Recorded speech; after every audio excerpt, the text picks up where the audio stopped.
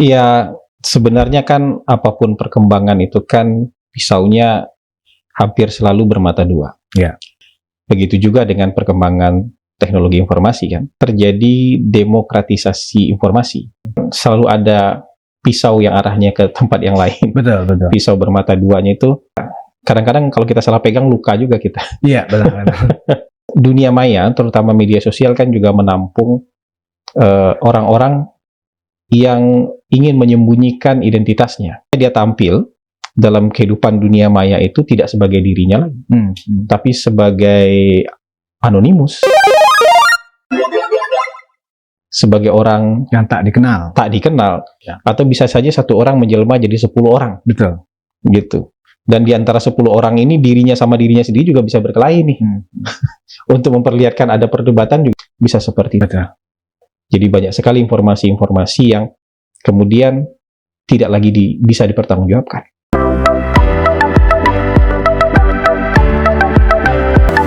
Dan ini kan bagian dari cara kita berkomunikasi lewat simbol, Bang. Iya. Ya. Nah, sekarang Bang Hasan itu berkomunikasi nggak hanya dengan simbol, tapi Abang mencoba membangun sebuah komunikasi lembaga presiden dengan masyarakat. Nah, masalahnya masyarakat ini kan sekarang ada masyarakat nyata, ya kan? Lewat kita ini kan nyata nih, Bang ya. Iya. Nah, ada masyarakat maya, ya, dunia hantu.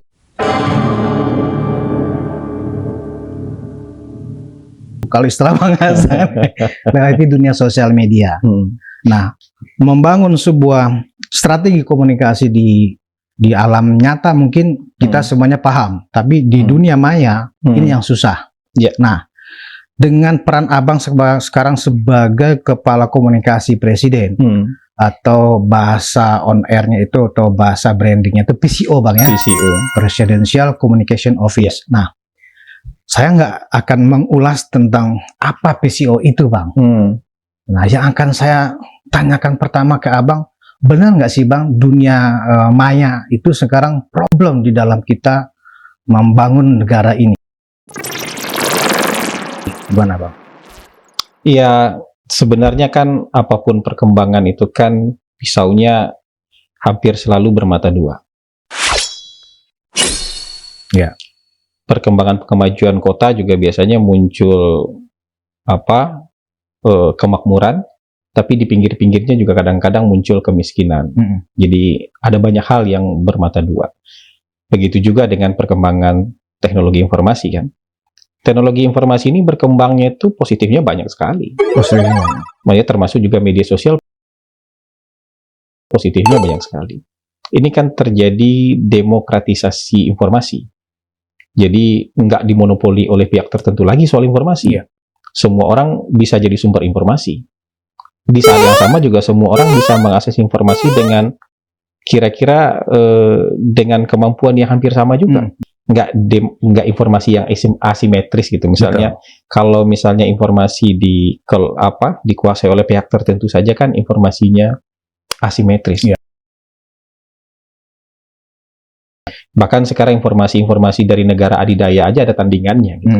Jadi tidak lagi dimonopoli oleh, termasuk juga oleh media-media besar, nggak bisa lagi mereka monopoli informasi. Tapi memang kan selalu ada pisau yang arahnya ke tempat yang lain. Betul. Pisau bermata duanya itu, ya kadang-kadang kalau kita salah pegang luka juga kita. Oh no! Iya, benar. Dunia maya, terutama media sosial kan juga menampung orang-orang yang ingin menyembunyikan identitasnya. Gitu. Menyembunyikan identitasnya artinya dia tampil dalam kehidupan dunia maya itu tidak sebagai dirinya lagi, tapi sebagai anonimus, sebagai orang yang tak dikenal, orang yang namanya ada tapi entah siapa itu gitu. Atau bisa saja satu orang menjelma jadi 10 orang, gitu. Dan di antara 10 orang ini dirinya sama dirinya sendiri juga bisa berkelahi nih. Untuk memperlihatkan ada perdebatan juga bisa seperti itu. Nah, masalahnya kemudian ketika dimungkinkan untuk orang tampil tidak sebagai dirinya dan tidak terlacak itu siapa, tanggung jawab jadi hilang di situ. Ya, halo everyone. Jumpa lagi, selamat datang di channel dari Action Video with me, Medi Moninga. Baik, kita akan menyaksikan sebuah interview yang sangat berkelas ya, menurut saya sangat berisi dari seorang narasumber yang juga sangat intelektual menurut saya, seorang Hasan Nasbi di podcastnya Medilog ya. Jadi Anda penasaran? Mari kita saksikan saja bersama-sama. Let's see and play. 3, 2, 1, let's go. Jadi banyak sekali informasi-informasi yang kemudian tidak lagi bisa dipertanggungjawabkan. Kalau kita ketemu seperti ini, betapapun kita sakit hati satu sama lain, tapi dialognya pasti beradab. Kecuali kita mau pukul-pukulan ya, tapi kira-kira lebih mungkin, bukan pasti, tapi lebih mungkin kita bisa lebih beradab bicaranya. Kenapa? Saya tahu siapa Anda tahu siapa saya. Kita bicara di media yang sama, meskipun kepentingan kita sangat berbeda. Betul. Kan itu yang terjadi, walaupun misalnya kepentingan politiknya sangat beda jauh, tapi ketika duduk satu meja, dia bisa bicara dengan sangat baik. Kenapa? Iya, kita saling tahu siapa lawan bicara kita satu sama lain. Dan ada konsekuensi gitu loh. Ketika orang ini melakukan sesuatu yang tidak benar, tidak baik, ada konsekuensinya. Tapi kalau jadi anonimus di media sosial, apa konsekuensinya?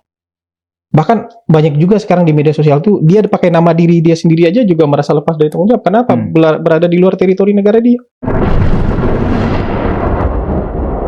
Tommy Robinson itu ketika memicu rusuh berminggu-minggu di Inggris, dia lagi di Cyprus.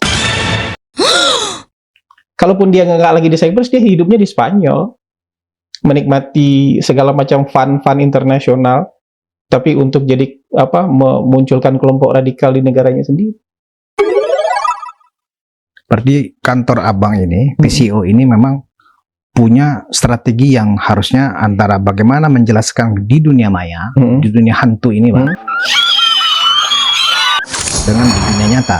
Ya, makanya kita jadikan itu target. Salah satu target kita adalah nanti, tapi kita nggak memberantas anonimusnya sebenarnya jadi target, tapi kita harus memberantas namanya DFK. Ya, disinformasi, fitnah. Di pusat bayi yang baru lahir harus bersih supaya sehat. Selain itu, bayi harus disetrum. Kebencian. Nah, ini menarik, Mbak.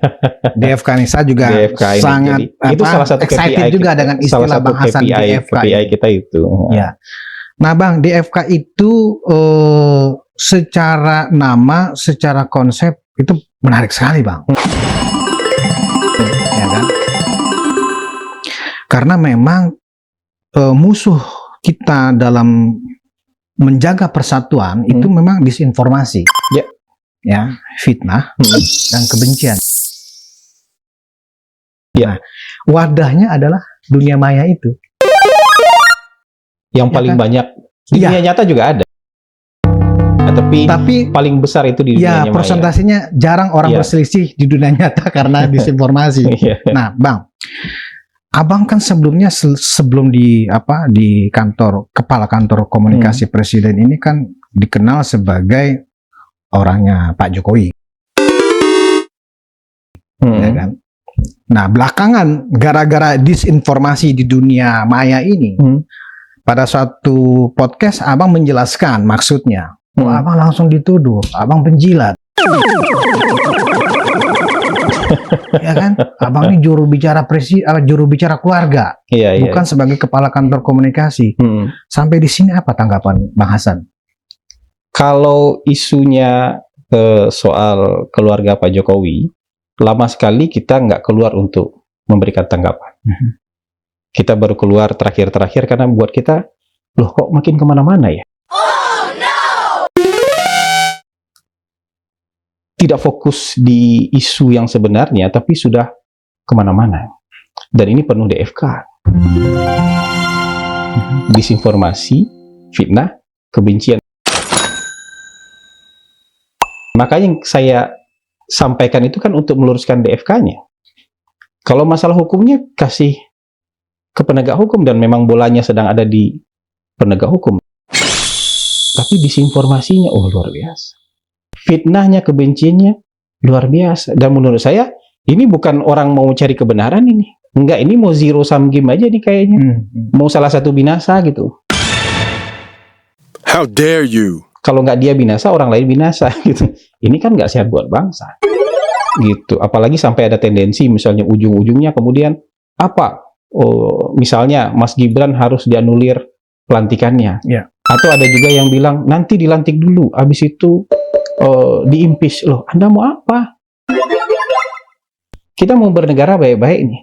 Kalau Anda punya tendensi atau punya appetite untuk kekuasaan, nggak apa-apa. Dan itu halal kok. Tapi tunggu masanya nanti 5 tahun lagi. Hari ini yang akan dilantik itu namanya presiden terpilihnya Prabowo Subianto. Wakil presiden terpilihnya Gibran Rakabuming Raka. Kalau Anda mau impeach itu, dia kan harus melakukan kesalahan semasa dia menjabat. Benar nggak? Iya. Aturannya kan begitu.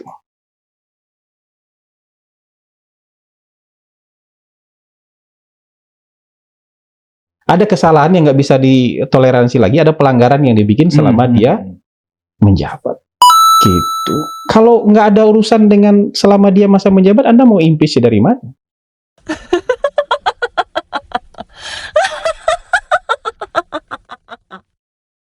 Apalagi berdasarkan sebuah akun yang belum terang itu, apakah itu benar dia atau tidak. Kalaupun dia benar itu, masa mau menghukum dosa masa lalu? Iya. Logikanya coba diluruskan. Ada orang yang duduk di sebuah podcast besar, podcast Deddy Corbuzier. Kemudian dia ngaku dia suka nonton film porno. It's not my fault. Nah, orang itu diusung oleh teman-teman ini jadi calon presiden. Gitu loh. Dan itu pun nggak dipersoalkan. Nggak dipersoalkan.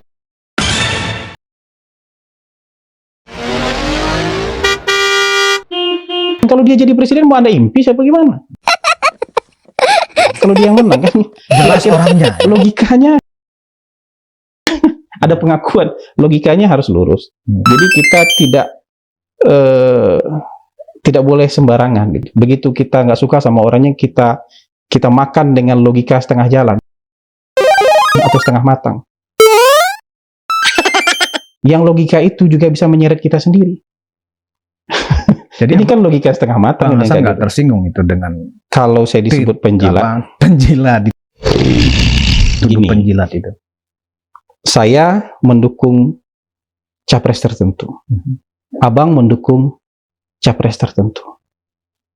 Kalau capres saya yang menang, saya dianggap penjilat rezim, Bang. Tapi kalau capres abang yang menang, abang yang jadi penjilat rezim. Iya. Kalau capres teman-teman ini yang menang, mereka yang jadi penjilat rezim.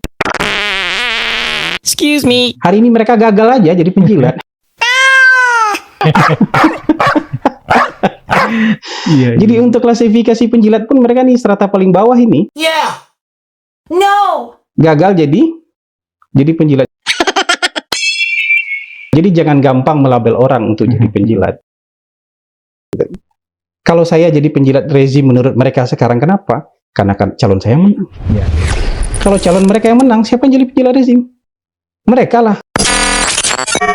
Loh, mereka kemarin-kemarin juga berusaha jadi penjilat rezim kok, cuman gagal aja. Sekarang kita yang dituduh sebagai penjilat rezim, cuman beda nasib aja ini. Ya, mungkin 5 tahun lagi mereka yang jadi penjilat. Mungkin abang dituduh seperti itu, penjilat dan kemudian juru bicara keluarga, ya kan? Karena abang seolah-olah membela bahwa Fufu Fafa dan kemudian masalah tuduhan gratifikasinya Kaisang keluarga presiden. Saya nggak bela gratifikasi sama sekali. Jadi kan saya cuma mempertanyakan kenapa teman-teman media dan pendekar-pendekar hukum itu kaku mulutnya dan keluh lidahnya ketika bicara tentang orang lain yang melakukan hal yang sama dengan yang dilakukan oleh Kaisang. Naik private jet juga, dan itu sering kali juga. tanpa pernah mereka tanyakan itu asal-usul private jet itu dari mana? Dan dalam rangka apa? Bahkan saya yakin beberapa teman media naik private jet bersama pejabat tertentu. Pak Mahfud sudah membantah itu Bang, bahwa salah satu yang Abang sebut kan yang naik private jet itu kan Pak Mahfud. Oh, wow! Waktu menjadi ketua MK. Dalam podcastnya Pak Dan Mahfud, hukum. iya, Tapi apa bedanya? dalam podcastnya saya kan diundang Pak Yusuf Kala Okay, mau berceramah ke sebuah masjid di Makassar. okay. Ya apa salahnya saya satu pesawat. Nah, jadi dianggap Kan nggak cuma sekali ya. cuma sekali ya. Kan beliau bilang juga sering. Saya tidak menyalahkan Pak Mahfud naik pesawat jet. Saya nggak nyalahin Ibu Mega Hi. Hi. naik pesawat jet. Yang saya minta itu fairness-nya teman-teman media dan netizen. Ketika dan pendekar-pendekar hukum ini, ketika ada orang lain naik private jet, Anda diam saja. Kenapa yang ini Anda teriak-teriak?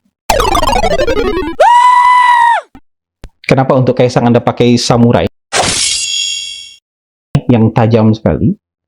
Kalau yang untuk orang lain Anda pakai pedang film Hong Kong yang meliuk-liuk itu, yang nggak tajam sama sekali.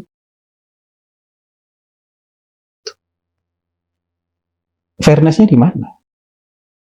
Ya. Kalau soal hukum, biar kasih ke orang yang ngerti hukum. Tapi dari sisi penghakiman, trial by press, penghakiman by press, dan penghakiman oleh netizennya, nggak ada keadilan sama sekali. Kecuali kita fair. Sama kayak nuduh penjilat tadi. Saya dituduh penjilat kan karena saya dukung yang menang. Kalau calon mereka yang menang, mereka yang jadi penjilat gitu. Sama-sama aja kita ini. Nah sama kayak yang tadi itu, ini juga naik private jet, Anda diam, ini naik private jet, Anda teriak-teriak. Kalau tuduhan sama-sama cari makan, Bang. Apa? Nah kalau sama-sama kenapa harus marah? Maksudnya kalau sama-sama kenapa harus marah? Kenapa Anda marah sama orang cari makan, terus orang nggak boleh marah Anda cari makan? Kan harusnya begitu juga. Atau begitu juga sebaliknya. Kalau orang nggak boleh marah gara-gara Anda cari makan, Anda juga nggak boleh marah kalau orang cari makan. Kan keadilannya di situ, fairness-nya di situ. Nah, sebagai Abang kepala lembaga, kepala kantor komunikasi Bang di kepresidenan, bagaimana cara mendekati isu-isu yang tidak bisa dipertanggungjawabkan seperti isu akun Fufu Fafa, isu masalah Kaisang misalnya juga ya kan? Bagaimana cara mendekati ini sehingga kemudian tidak bising ya di ruang publik Bang? Yang jelas kalau untuk menetralisir isu-isu yang sifatnya fitnah, kebencian, disinformasi itu kita nggak bisa kerja sendiri. Nggak bisa, ini kan bukan kantor super body yang bisa melakukan banyak hal. Kita juga harus kerjasama dengan banyak instansi dong. Yang bisa kemudian punya peralatan, punya power, punya kelengkapan untuk misalnya kan melaporkan media tertentu atau melaporkan akun-akun tertentu, dilaporkan ke platformnya bahwa ini dia sedang melakukan tindakan yang tidak benar, misalnya memicu kebencian atau menyampaikan sesuatu yang disinformasi. Karena buat saya sekarang itu nggak cuma di media sosial. Ya. Mohon maaf nih, media juga punya tendensi seperti ini. Media mainstream maksudnya Bang? Ada. Saya di beberapa kali waktu Sri Paus datang, ya, ada sebuah media asing, media asing yang sangat terkenal, sangat besar, kemudian menghubungi saya, nanya apa pendapat istana soal keberatan orang-orang Papua yang menyatakan dilecehkan, yang merasa budaya ini dilecehkan, karena anak-anak yang berpakaian Papua yang menyambut Sri Paus itu bukan anak Papua, tapi konon katanya anak Maluku. Apa pendapat istana soal keberatan orang tokoh-tokoh Papua ini? Apa pendapat statement istana soal orang Papua yang merasa dilecehkan? Itu media besar internasional dari Eropa. Terus saya bilang, saya juga boleh pakai baju Papua. Orang Papua juga boleh pakai baju Padang boleh, pakai baju Jawa boleh. Kenapa harus merasa dilecehkan? Presiden juga boleh pakai baju Papua dari manapun asalnya dia. Orang Papua boleh pakai baju Sulawesi, boleh. Kita satu Indonesia kok. Kenapa ada orang menggunakan baju Papua? Tapi ini kan bukan itu jawaban yang dia mau. Dia mau manas-manasi soal kebencian. Iya, iya. Dengan menggunakan sesuatu yang sifatnya disinformasi. Begitu saya tanya siapa yang keberatan, itu dikasih nama lah apa segala macam, tokoh-tokoh ini Papua, tokoh-tokoh kemerdekaan Papua. Ya agendanya apa? Ini kan menangani ini tuh jadi nggak cuma netizen, tapi juga kadang-kadang Di dunia nyata juga ada. di media juga. Ada yang seperti Kalau media lokal kita ada yang seperti itu. ada juga yang tiba-tiba misalnya kan menulis Kaisang nebeng pesawat jet pribadi, Ya, tapi itu temannya bahasanya Tempo itu. Itu Bang. temannya nggak ikut. Tahu dari mana? Kesimpulan dari mana? Media lain beritakan temannya ikut kok. Ya seolah-olah mereka sudah baca manifestnya. Baca dong. Atau ada jurnalis senior misalnya yang bilang, ini bukti bahwa Kaisang itu diservis oleh pesawat, karena pesawat jetnya mampir-mampir sebelum ke Philadelphia maupun setelah ke Philadelphia. Kenapa tidak mau memeriksa itu dengan hati yang pikiran yang jernih dan hati yang lapang? Kalau pesawatnya berhenti di mana-mana, itu artinya pesawatnya mengikuti kebutuhan dan kepentingan si pemilik pesawat. Kalau berhenti di Tokyo, berarti kebutuhan pemilik pesawat. Berhenti dulu di mana sebelum Philadelphia, itu kebutuhan pemilik pesawat. Setelah itu pun berhenti kebutuhan pemilik pesawat. Karena kebutuhannya Kaisang hanya sampai di Philadelphia. Kalau berhenti sebelumnya, terus dibilang buat jalan-jalan, ini bukan buat jalan-jalan. Istrinya lagi orientasi. Dan dia mau berangkat di tanggal 20 Agustus. Cuman temannya ini baru mau berangkat tanggal 18. Karena temannya mau berangkat tanggal 18, Kaisang buru-buru tuh balik dari IKN habis upacara 17 Agustus. Naik pesawat apa? Naik pesawat ekonomi. Ada saksi matanya kok. Ada menteri saksi matanya, ada dirut TVRI saksi matanya, ada kepala Badan Sandi Negara saksi matanya. Dan dia duduk di pesawat. Sekarang kalau abang jadi anak presiden, mau ke Amerikanya naik private jet, abang bisa telepon nggak nih private jet jemput ke? Bisa. Kalau saya anak presiden bisa, Bang. Logikanya. Tapi dia naik pesawat ekonomi. Ada kebutuhan dia pencitraan nggak untuk ke Jakarta naik pesawat ekonomi? Berarti lagi-lagi unsur DFK-nya di sini memang unsur DFK-nya ada. Makanya yang kenapa saya turun membicarakan ini semata-mata untuk meluruskan DFK. Nggak ada urusan saya misalnya dengan kita, nggak ada ikut campur urusan-urusan hukum. Kalau orang lain cukup menurut Anda klarifikasi via Instagram aja, harusnya ini anak presiden juga cukup klarifikasi via Instagram. Karena orang ini yang jadi pejabat menurut Anda cukup klarifikasinya lewat Instagram. Kenapa ini nggak cukup? Padahal orang ini yang pejabat, anak ini bukan pejabat. Nah, Bang, terhadap isu lain nih, Bang. Misalnya ada yang berkeinginan untuk tidak terjadinya pelantikan. Ada juga yang ingin mengadili, ya kan? Mereka-mereka yang ya orang-orang prodem ya, atau yang atasnamakan sebagai civil society. Ada yang ingin setelah dilantik Prabowo akan meminta Gibran mundur. Bagaimana istana menyikapi suara-suara di dunia media sosial yang seperti ini, Bang? Yang sepertinya diamplifikasi sedemikian rupa sehingga menjadi semacam insya Allah ini masalah nasional. Padahal orangnya itu juga. Nggak, menurut saya ini kan memang ada segmen masyarakat tertentu yang punya keinginan seperti ini. Dan saya paham betul teman-teman ini adalah teman-teman yang patah hati. Teman-teman yang patah hati dengan Bapak Presiden.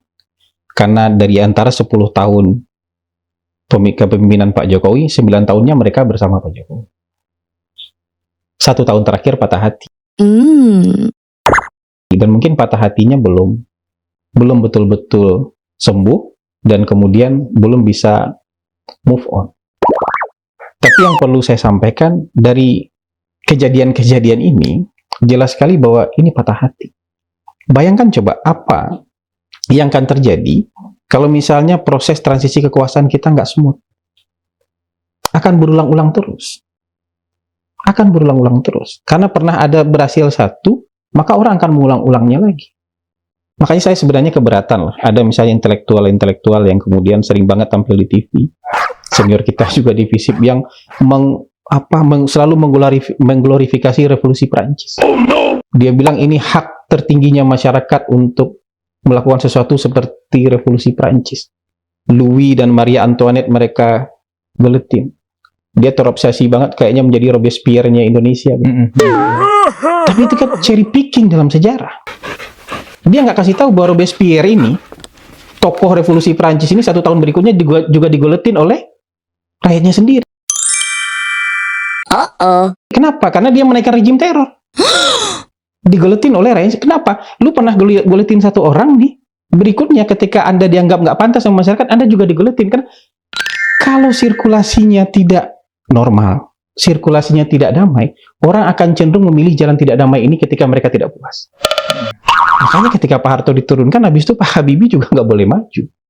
Oke, itu dia guys, kita potong dulu. Jadi di sini kita memang sebagai masyarakat ya, kita harus bisa ya memilah ya yang terjadi. Jadi sebaiknya kita berhati-hati saja, jangan termakan dengan isu-isu yang sangat tidak masuk akal, yaitu disinformasi, fitnah, dan kebencian. Baik, kita lanjut kembali. Gus Dur kemudian diturunkan. Untung kita punya Ibu Mega, ya kan? Sampai terakhir. Kemudian karena Ibu Mega bisa selesainya lewat pemilu, Pak SBY bisa selesai lewat. Jadi jangan coba-coba lagi untuk melakukan sesuatu yang mengakibatkan transisi kepemimpinannya tidak damai. Kenapa istana seolah-olah diam atau membiarkan? Bukan diam atau membiarkan, tapi kan sebenarnya jadi gini, kalau di level presiden itu urusan banyak sekali, urusan bernegara. Orang di istana itu kerja semua. Jadi memang ada isu segala macam, tapi hidup kita bukan buat ngurusin isu. Sebenarnya hidup mereka bukan orang-orang di istana, presiden, menteri dan segala macam, bukan ngurusin isu, ngurusin kerjaan. Kadang-kadang kalau udah level kerjaan kayak gitu, kita nggak terlalu peduli sama isu. Yang peduli sama isu ini kantor PCO ini sekarang. Dan ini baru 4 minggu kan. Tapi kalau kita mau jujur di level presiden, urusannya banyak sekali. Dan presiden yang sekarang ini bekerja sampai detik terakhir kepemimpinan. Kerja. Menteri-menteri yang ada sekarang tuh bekerja sampai detik terakhir masa mereka menjabat. Kalau di masa lalu ini mungkin sudah beres-beres saja nih menteri, sudah siap beres-beres saja, apalagi yang yakin mungkin tidak akan lanjut lagi udah beres-beres. Tapi menteri-menteri kita kemarin masih ada percobaan landing di IKN. Di IKN. Itu kan artinya minimal 2 atau 3 menteri masih melototin itu gitu. Kerja sampai ini kabinet yang kerja sampai detik terakhir. Jadi isu itu kadang-kadang ya demi tercapainya sebuah pekerjaan dia terpaksa mereka nggak terlalu pikirkan. Respon Pak Jokowi sendiri Soal apa? dengan serangan-serangan yang sifatnya lebih ke masalah personal ya, Beliau anak-anaknya. Nah, iya. Abang kan dekat ya dengan presiden. Beliau Respon Pak Presiden sendiri gimana sih panjang yang Abang pantau? ya tentu ada lah, masuklah gangguan-gangguan itu ke beliau. Tapi lebih sering ya beliau mengutamakan kerja kan. Datang mengunjungi masyarakat, meresmikan sesuatu. Dengan berbagai macam risiko itu. Kan juga bisa diteriakin orang di lapangan. Ya, tapi akhirnya kelihatan juga yang teriak itu cuma 1 orang. Yang teriak itu cuma 2 orang, tapi sebagian besar masyarakat lain menyambut presiden. Dan itu juga tergambar dari hasil surveinya Kata Data kan. Survei mereka di 6 provinsi paling padat, tingkat kepercayaan terhadap Presiden Jokowi itu paling rendah 70% di Jakarta. Jawa Tengah 80%. Sumatera Utara 77%, Jawa Timur 79%. Jadi masih sangat tinggi. Jadi jangan kita membayangkan nih, orang di level presiden, di level menteri kayak kita. yang melototin isu terus panas, terus marah-marah, enggak. Di level mereka itu level kematangan emosinya, level pikirannya, prioritas pikirannya berbeda dengan kita. Pikiran mereka kerjaan lah. Karena pekerjaan menumpuk di atas meja mereka. Ada banyak hal yang harus mereka selesaikan, apalagi ini menjelang akhir masa pemerintahan. Ada banyak sekali yang harus dibereskan. Jadi jangan samakan dengan kita. Kita itu sambil makan lihat HP. Iya, mau kamar mandi lihat HP, lagi istirahat lihat HP. Berarti ekspektasi para teman-teman yang untuk mengganggu nggak tercapai Bang ya? Termasuk Pak juga Jokowi nggak terganggu sama sekali ya? Menurut saya nggak terganggu.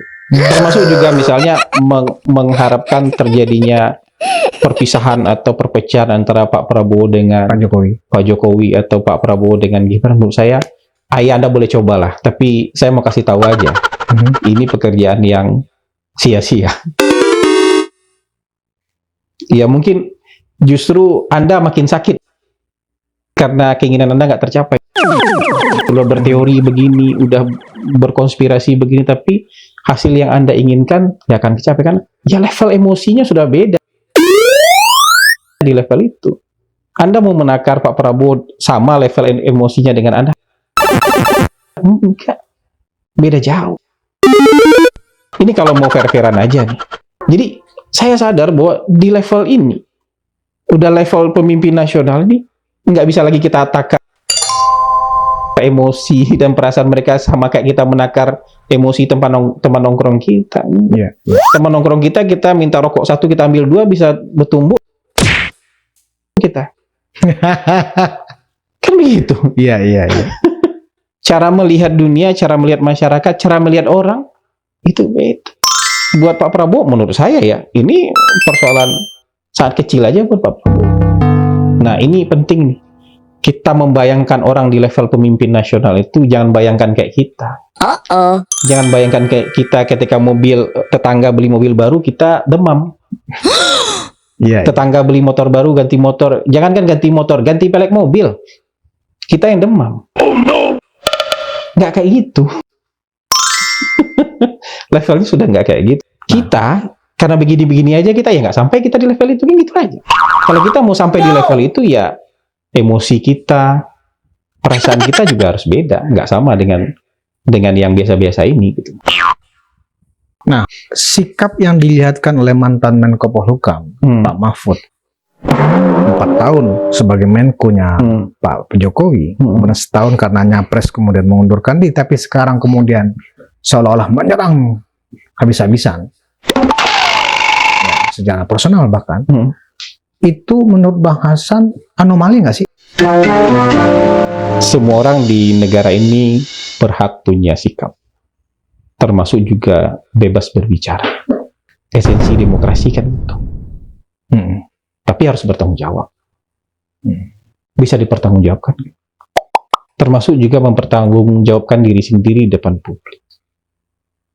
Kalau dipertanyakan misalnya, selama Pak Mahfud menjabat lahir, misalnya yang kontroversi apa ya di kalangan aktivis civil society, Undang-Undang Cipta Kerja, ya. Di zaman civil society dianggap pemerintah yakin ini baik nih. Tapi civil society menolak itu misalnya. Menko Polhukam Pak Mahfud nih. Revisi Undang-Undang KPK, Menko Polhukamnya Pak Mahfud nih. Misalnya gitu. Jadi civil society sebenarnya juga kalau mau melihatnya fair kok.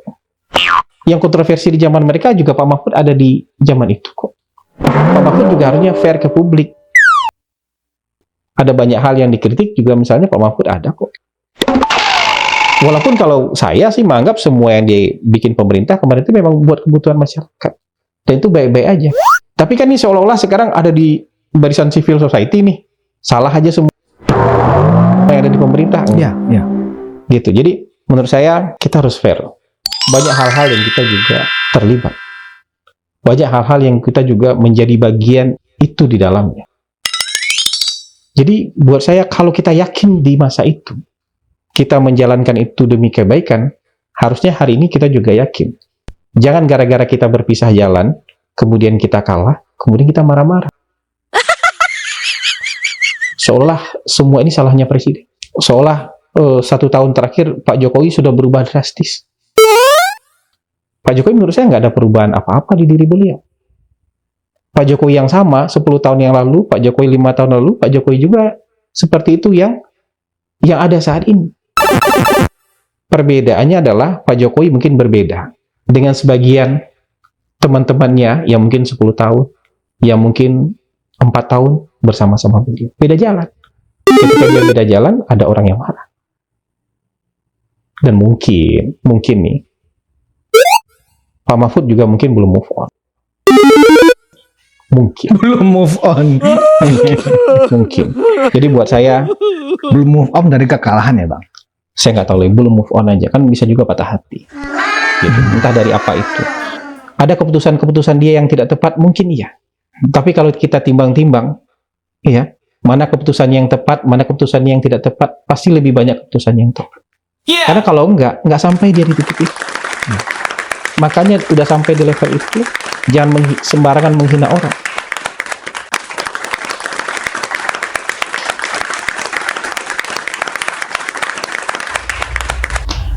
Oke, itu dia guys, sebuah penjelasan yang sangat gamblang ya.